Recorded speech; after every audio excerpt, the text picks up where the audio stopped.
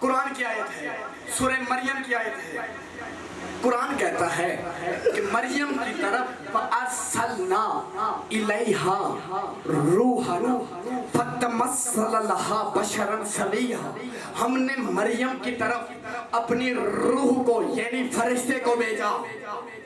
اب قرآن جو سمجھتے ہیں فَتَمَثَّلَ لَهَا بَشَرًا سَوِيًّا، وہ فرشتہ اس کے لیے مکمل بشر کی صورت میں ظاہر ہوا، اور مریم جیسی پاکیزہ اور بطول بی بی پہچان نہ سکی کہ یہ فرشتہ ہے یا بشر ہے، اور زبان سے وہ جملے کہہ دیے جو قرآن نے ذکر کر دیے۔ کہا اگر تم متقی ہے ان کنتا تقیہ تو میں اللہ سے تجھ سے پناہ چاہتی ہوں، یعنی مریم پہچان نہ سکی کہ جبرائیل جو فرشتہ ہے وہ بشری صورت میں آ جائے کہ وہ نور ہے یا بشر ہے۔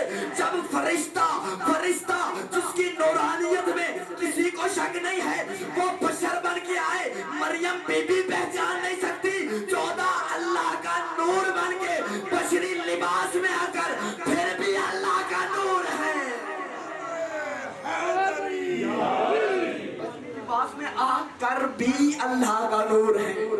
اللہ نور السماوات والارض، زمینوں اور آسمانوں کا نور اللہ ہے۔ میں نے پہلے جملہ کہا جہاں ان کی باطن کی تعلق ہے تو غیب اللہ یدرک، وہ ایسا غیب ہے کہ کوئی نہیں جانتا وہ کیا ہے۔ میں تو صرف ان کے کچھ ظاہری باتیں کہہ رہا ہوں، اور وہ بھی ظرفوں سے بالا ہے، حقیقت یہ ہے۔ اور کوشش یہ کی جاتی ہے کہ اکثر چیزیں نہ ہی پڑھی جائیں، کیونکہ کلام کیا جائے تو عقلوں کے مطابق کیا جائے، لیکن پھر بھی کیا کریں کہ مولا کے ماننے والے ہیں، اور علی کا ذکر ہماری زبان سے جاری نہ ہو، اور حق کا چھپانا تو ہم سے ہو ہی نہیں سکتا۔ مل کے نعرہ